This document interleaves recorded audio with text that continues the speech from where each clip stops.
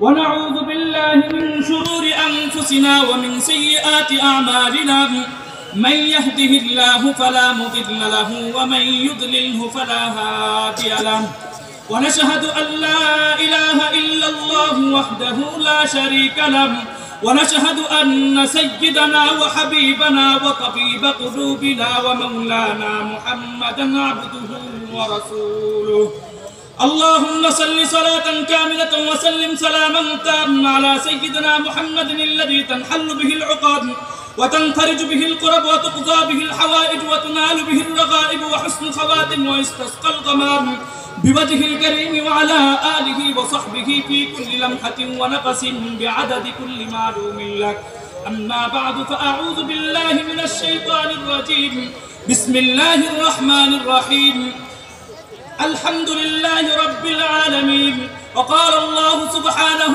وتعالى في آية أخرى وما أرسلناك إلا رحمة للعالمين وقال الله سبحانه وتعالى في آية أخرى ولله العزة ولرسوله وللمؤمنين ولكن المنافقين لا يعلمون وقال النبي صلى الله عليه وسلم يشيب ابن آدم ويشب فيه خصلتان وقال النبي صلى الله عليه وسلم من عاد لي وليا فقد آذنته بالحرب وقال النبي صلى الله عليه وسلم من قال لا إله إلا الله فدخل الجنة بارك الله تعالى في فرقانه الحميد وتبارك الله تعالى في محدث حديث الشريف مركز فيض القرآن মাদ্রাসার উদ্যোগে আয়োজিত এই মাদ্রাসার পরিচিতি আপনাদের কাছে নতুন করে তুলবার কোনো কারণ নাই। বাংলাদেশ থেকে আন্তর্জাতিক পর্যায়ে এই মাদ্রাসার নাম মানুষের মুখস্থ হয়ে গেছে। কথা ঠিক না বেঠিক?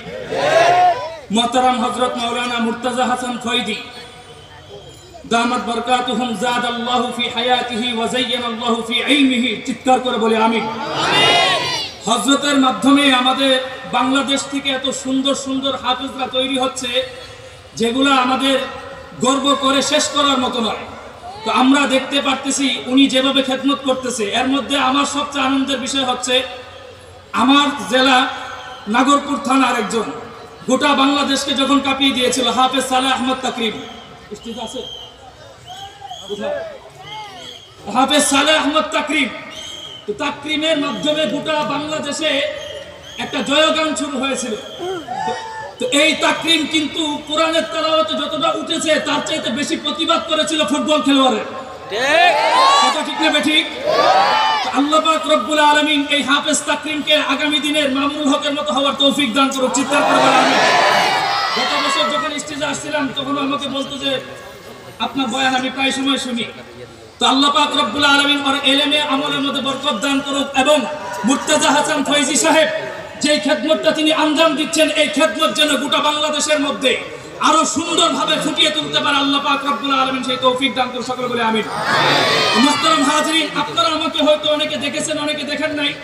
শাইখুল হাদিস ইবনে শাইখুল হাদিস যখন বন্দিশালায় ছিলেন ওনার জায়গা গ্যাপ পূরণ করার মতো বাংলাদেশের কেউ ছিল না।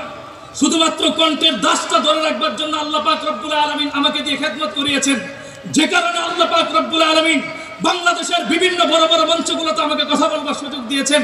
লাকাল হামদু ওয়া লাকাশ শুকর। কিন্তু আপনাদের সামনে আমি এখন যে বিষয়টা নিয়ে আলোচনা করতে চাই, আল্লাহ পাক রব্বুল আলামিন আজকে আপনারা যেই মানুষগুলোকে দাওয়াত দিয়েছেন, গত বছরের পরিস্থিতিও আমরা দেখেছি। খালেদ সাইফুল্লাহ আইয়ুবী সাহেব যখন স্টেজে উঠবে তখন প্রশাসনের পক্ষ থেকে বাধা এসেছিল, কিন্তু আজকে আপনারা যতগুলো মেহমান এখানে দাওয়াত দিয়েছেন শাইখুল হাদিস ইবনে শাইখুল হাদিস কিছুক্ষণের মধ্যেই তিনি স্টেজে আগমন করবেন।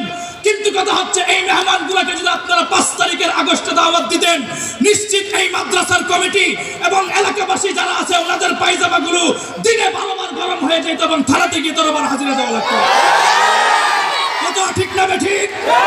কিন্তু আল্লাহ পাক রব্বুল আলামিন গোটা এই বাংলাদেশটাকে শহীদ আবু সাঈদ আল মুগ্ধের রক্তের বিনিময়ে স্বাধীন করে বাংলাদেশের মধ্যে উন্মুক্ত ভাষায় কোরআন এবং হাদিসের কথা বলবার মতো সুযোগ দান করেছেন।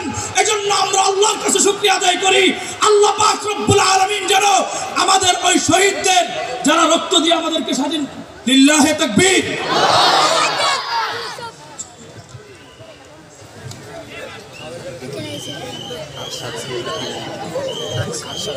মুহতারাম হাজিরিন, 5 মিনিট আমি কথা বলে শেষ করে দিচ্ছি। এত বড় মেহমান পাশে বসিয়ে কথা বলার যোগ্যতা আমার নেই। কথাটা বুঝেন, আল্লাহ পাক রব্বুল আলামিন আমাদেরকে স্বাধীনতা দিয়েছে। এই স্বাধীনতাটা আমরা পেয়েছি, এখন উন্মুক্ত ভাষায় কথা বলতে পারতেছি। কিন্তু মুহতারাম হাজিরিন, আমাদেরকে বুঝতে হবে আমরা এই স্বাধীনতা কেন পেয়েছিলাম। 1 নম্বর পয়েন্ট বুঝেন, ছাত্র ভাইয়েরা যখন তারা দাবি নিয়ে আন্দোলন করতেছিল, ওরা কিন্তু আমাদের নবীজির খতমে নবুয়ত সংরক্ষণ করবার কোনো দাবি তারা মাঠের মধ্যে উঠায় নাই।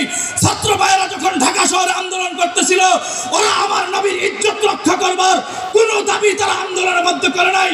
ওদের যুক্তিক কিছু দাবি ছিল, আমরা মেধাবী ছাত্ররা দেশের মধ্যে জীবিত থাকতে মানিকগঞ্জের এক ন্যাংটা নর্তকী মহিলা রাতের বেলায় 10 পুরুষের খাট কাবায়া দিনের বেলায় সংসদে গিয়ে বুখারী শরীফ আর মেশকাতের দর্শ দিবে, এটা বাংলাদেশের মানুষ বরদাস্ত করবে না।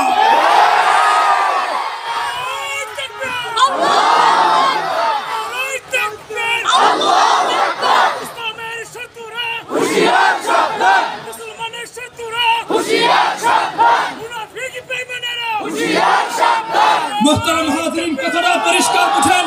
ছাত্র ভাইয়েরা যখন এই দাবি করলো, দাবির মধ্যে এটা ছিল আমরা মেধাবী ছাত্ররা দেশের মধ্যে জীবিত থাকা অবস্থায় উত্তরবঙ্গ থেকে এক গণ্য মূর্খ মহিলা সংসদে এসে বাংলা রিডিং করতে পারবে না, এটা বাংলাদেশের জন্য কলঙ্ক ছাড়া আর কোনো কিছু হতে পারে না।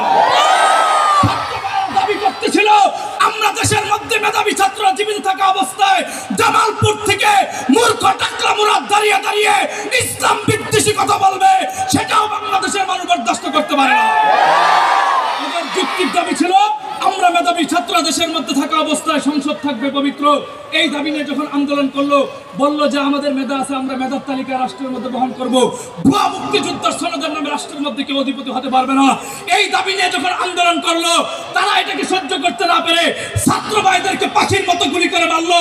আরেকটা নিউজ আমি আপনাদেরকে বলে যাই, যখন আন্দোলন শুরু হলো তার মাঝখান দিয়ে আমাদের বঙ্গবাক শাইখুল হাদিস ইবনে শাইখুল হাদিস সবেমাত্র জেল থেকে বের হয়েছে।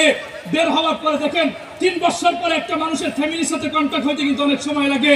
শাইখুল হাদিস ইবনে শাইখুল হাদিস যখন দেখলেন যে বাংলাদেশের ছাত্র ভাইদেরকে নির্দোষে গুলি করে হত্যা করা হচ্ছে, তিনি তার ফ্যামিলির কথা চিন্তা করলেন না, তিনি তার সন্তানের কথা চিন্তা করলেন না। তিনি পরিষ্কার বলে দিলেন, আমি আল্লাহর জন্য গোলামি করেছি, আল্লাহর জন্য জেলে গিয়েছিলাম, জেল থেকে বের হয়েছি বিদায় বড় গলায় কথা বলবো না, সেটা হতে পারে না। শাইখুল হাদিস জেল থেকে বের হওয়ার পর পরিষ্কার ঘোষণা করলো, আমার আরেকটা ছাত্র ভাইয়ের লাশ যদি রাস্তার মধ্যে পড়ে, আমরা ইমানদার সেই লাশ আর কবরস্থানে দিব না, সেই লাশ আমরা কাদের মধ্যে নিয়ে রুট মাছ করে জালেমের পতন ঘটিয়ে ছাড়বো। ঠিক না ঠিক? তাকবীর পড়া দেন, আমি সংক্ষিপ্ত করতেছি। মুহতারাম হাজিরিন, কথাটা পরিষ্কার বুঝেন। তো আমরা যেই কথাটা বলতে পারি, শাইখুল হাদিস ইবনে শাইখুল হাদিস আল্লামা মামুনুল হক সাহেব গোটা বাংলাদেশের সমস্ত মুসলিম তৌহিদি জনতাকে নিয়ে ঐক্যবদ্ধ হয়ে 5 তারিখে আর কোটার আন্দোলন হয় নাই। 5 তারিখে সকল মুসলমান ঐক্যবদ্ধ হয়ে একটা স্লোগানই দিয়েছিল, হটাও জালেম, বাঁচাও মাজলুম, রক্ষা করো আলেম সমাজ। এই কথা বলে নারায়ে তাকবীর আল্লাহু আকবারের ধ্বনিতে 16-17 বছরের জালেম স্বৈরাচারকে মুসলমান এদেশ থেকে দিল্লি পর্যন্ত পাঠিয়ে দিয়েছে। জাযাকুমুল্লাহ শুকরান। এত বড় মেহমান বসে এখানে কথা বলার যোগ্যতা আমার নেই। যদি আমি হযরতের কাছে আবার কোনোদিন আসি, কথা হবে ইনশাআল্লাহ। আসসালামু আলাইকুম ওয়া রাহমাতুল্লাহ।